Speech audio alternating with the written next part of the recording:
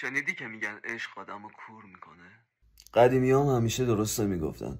شاید تو هم الان اینطوری فکر کنی که هر چیزی که با ارزش تره سخت به دست میاد یا سخت‌تر به دست میاد. بهت میگم چرا داری اشتباه میکنی. توی آزمایشی به 20 نفر پیچ و مهره دادن، گفتن بچرخونیدش. بعد از یه ساعت به 10 تاشون نفری $20 و به 10 تا دیگه شون نفری $1 دادن. از اونایی که $20 گرفته بودن پرسیدن که این کاری که انجام دادی چطور بود.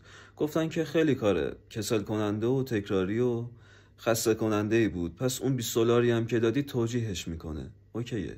از اونایی که $1 گرفته بودن پرسیدن، اما اونا تو ذهنشون دچار یه تناقضی شده بودن که چرا ما باید 1 ساعت یه کار خسته کننده رو انجام بدیم و $1 بگیریم. اونا این واقعیت رو نمیتونستن تو ذهنشون تغییر بدن که $1 گرفتن. پس چیزی که تو ذهنشون تغییر میکنه اینه که شاید اونقدر هم این کار خسته کننده و تکراری نبود، یا حتی شاید یه دلیل فلسفی براش پیدا کنن.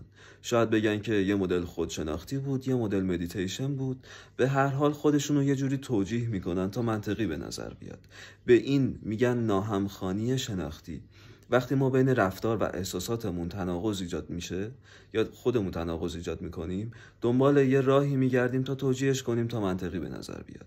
شنیدی که میگن عشق آدمو کور میکنه؟ گاهی وقتا ما برای به دست آوردن یه آدمی اونقدر وقت و انرژی میذاریم که باید خودمون رو قانع کنیم تا این آدم واقعا ارزشش رو داره، هرچند اگه اینطور نباشه.